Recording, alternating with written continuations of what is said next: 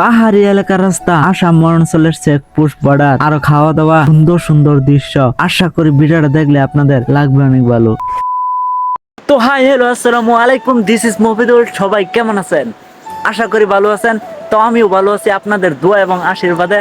তো finally guys, আজকে আমরা কামের সাইড থেকে যাব বাসায়, যেহেতু ঈদ আসতেছে আমাদের। ঈদের উপলক্ষে আমরা সবাই যাব বাড়িতে এবং একটা বস্তু আপনাদেরকে দেখাবো। এটা দেখেন, এই যে দেখেন গাছের মধ্যে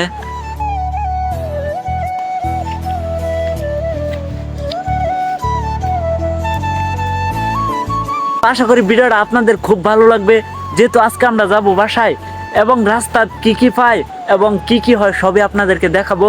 আজকের ট্রাভেলটা হচ্ছে সিজি বস্তি টু লক্ষ্মীমপুর। তো ফাইনালি আমরা সবাই রেডি গেছি, সবাই রেডি হবো, রেসি খালি একটু দিল অপেক্ষার জন্য।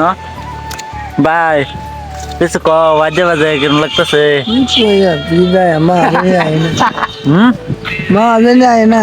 কুমালা থেকে বই রয়েছ?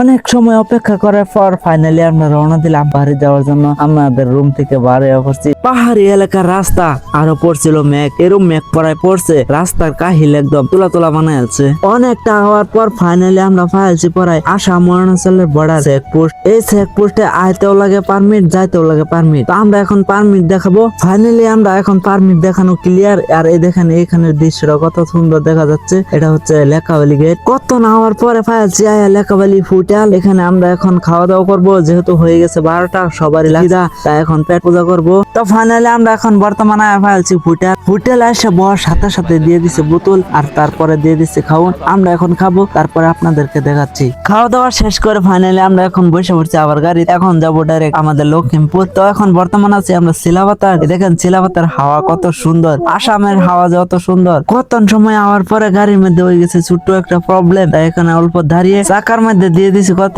গিয়ার অয়েল দেওয়ার পরে চাকার মধ্যে আবার উঠে বসে বললাম গাড়ি। এখন আবার রওনা দিব আমাদের বাড়ি যাওয়ার জন্য। ভাত খাওয়ার পরে গাড়ি উঠে বসার পরে ধরছিল ঘুম, তাই ছোট মোটো ঘুম দিয়ে দিয়েছিলাম। উঠে দেখি ডেমাজি আর গগামুখ পারে বসে ডাইরেক্ট আসা বসছি সুমনছিরি নদীতে আসে দেখি ভরপুর অনেক পানি। তো আমাদের এখানে জানি কতগুলা পানি, আর সুমনছিরি নদীর পানি হলে তো আমাদের এখানে পুরা পানি থাকে। জানি না এখান থেকে গিয়ে দেখতে পারবো পানি আছে কিনা আমাদের গ্রামে। আমি বর্তমান আছি লক্ষ্মীমপুর বাইপাস, আর আমি একটা বস্তু আপনাদেরকে দেখাবো। এটা হচ্ছে লক্ষ্মীমপুর জেলার অনেক বড় গর্ব। এটা হচ্ছে আমাদের লক্ষ্মীমপুর জেলার স্টেডিয়াম। এটার দৃশ্যটা দেখেন কত সুন্দর দেখা যাচ্ছে। তা আমি একবারও এটার ভিতরে যাই নাই, যেহেতু ঈদ আসছে, ঈদের উপলক্ষে এখানে আসবো এবং আপনাদেরকে ভিতরে গিয়েও দেখাবো। আমার কাছে অনেক ভালো লাগছে, আপনাদের কাছে কেমন লাগছে অল্প জানাবেন। তো ফাইনালি গাইস, আমি বর্তমানে আসা পড়ছি লালুক, আর লালুক নামছি এবং ভাইয়ের কাছে কিছু জিজ্ঞাসা করবো, দেখেন কি বলে।